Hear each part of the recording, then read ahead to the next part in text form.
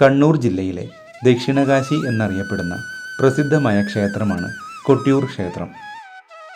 മലബാറിൻ്റെ മഹോത്സവം എന്ന് വിശേഷിപ്പിക്കാവുന്ന കൊട്ടിയൂർ വൈശാഖോത്സവം ഇടവത്തിലെ ചോതി മുതൽ മിഥുനത്തിലെ ചിത്തിര വരെയാണ് നടക്കുന്നത്.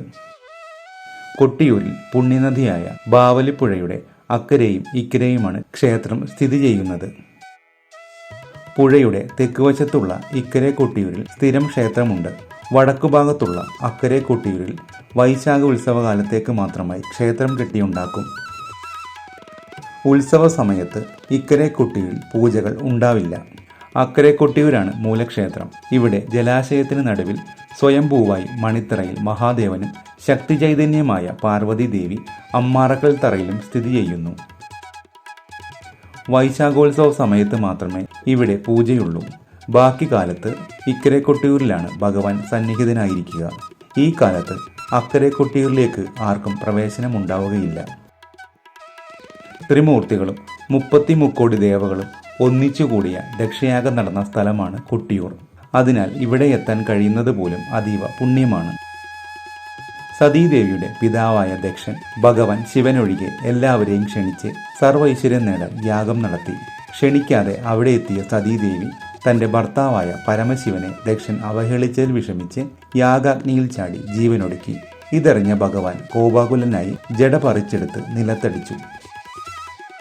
അതിൽ നിന്നും ജനിച്ച വീരഭദ്രൻ യാഗശാലയിൽ ചെന്ന് ദക്ഷന്റെ ശിരസ്സറുത്തു. പരിഭ്രാന്തരായ വിഷ്ണുവും ബ്രഹ്മാവും മറ്റ് ദേവഗണങ്ങളും കൈലാസത്തിലെത്തി ഭഗവാനെ ശാന്തനാക്കി യാഗഭംഗത്തിന്റെ ഭവിഷ്യത്ത് അറിയിച്ചു. ഭഗവാന്റെ അനുവാദപ്രകാരം ബ്രഹ്മാവ് ദക്ഷനെ പുനർജീവിപ്പിച്ച് യാഗം മുഴുമിപ്പിച്ചു. ഭഗവാൻ സ്വയംഭൂവായി കുടികൊള്ളുന്ന സ്ഥലത്തിന് മണിത്തറയെന്നാണ് പേര്. ഭഗവത് പത്നിയും ദക്ഷ പ്രജാപതിയുടെ പുത്രിയുമായ സതീദേവി പിതാവിൽ നിന്നുണ്ടായ അവഹേളനം സഹിക്കാതെ യാഗാഗ്നിയിൽ ആത്മാഹുതി ചെയ്ത സ്ഥാനത്തെ അമ്മാറക്കൽ തറയെന്നും വിളിക്കുന്നു. ഇവയെ ചുറ്റിയുള്ള പ്രദക്ഷിണ വഴിക്ക് പേര് തിരുവഞ്ചിറ. രുതിരമൊഴുകിയ ചാലാണ് പിന്നീട് തിരുവഞ്ചിറയായി പരിണമിച്ചത്. വൈശാഖോത്സവം മഴക്കാലത്തായിരിക്കും. ഇല്ലെങ്കിൽ ഉത്സവമായാൽ മഴയെത്തിയിരിക്കും. പ്രദക്ഷിണ വഴിയിൽ ജലമൊഴുകിയിരിക്കണം എന്ന ആചാരപരമായ നിബന്ധനയുള്ള ഏക ക്ഷേത്രവും ഇതുമാത്രമാണ്. നിത്യപൂജകൾ എന്ന് വിളിക്കപ്പെടുക എന്നതിനേക്കാൾ യാഗമെന്ന് വിളിക്കപ്പെടുന്നതാണ് ഇവിടുത്തെ ആചാരങ്ങളും കർമ്മങ്ങളുമെല്ലാം. പരശുരാമനും ശങ്കരാചാര്യരും വ്യത്യസ്ത ഘട്ടങ്ങളിലായി ചിട്ടപ്പെടുത്തിയ ഉത്സവ ചടങ്ങുകൾക്ക് പ്രധാനമായും 7 അംഗങ്ങളും 4 ഉപാംഗങ്ങളുമാണ് ഉള്ളത്. കൂടാതെ ചില സവിശേഷ ചടങ്ങുകളുമുണ്ട്. പ്രക്കൂഴം, നീരെഴുന്നള്ളത്ത്, നെയ്യാട്ടം, ഭണ്ഡാരമെഴുന്നള്ളത്ത്, ഇളനീരാട്ടം, കലം വരവ്, കലശാട്ടം എന്നിവയാണ് അംഗങ്ങൾ.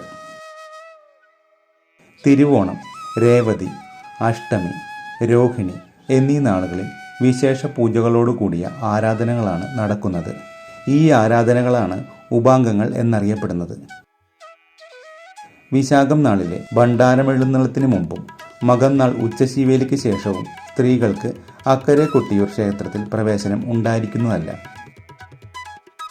വൈശാഖ മഹോത്സവ വേളയിൽ ദർശനം നടത്തി മടങ്ങുന്നവർ ഭക്തിയാദരപൂർവ്വം പ്രസാദമായി കൊണ്ടുപോകുന്ന ഓടപ്പൂവിനും ദക്ഷയാഗ ചരിതവുമായി ബന്ധമുണ്ട്. വീരഭദ്രൻ യാഗശാലയിൽ ചെന്ന് ദക്ഷന്റെ ദീക്ഷ പറിച്ചെറിഞ്ഞ ശേഷമാണ് തലയറുത്തത്. ദീക്ഷ വീരഭദ്രൻ കാറ്റിൽ പറത്തി. ഈ ദീക്ഷയാണ് ഓടപ്പൂക്കൾ പ്രതിനിധാനം ചെയ്യുന്നത്.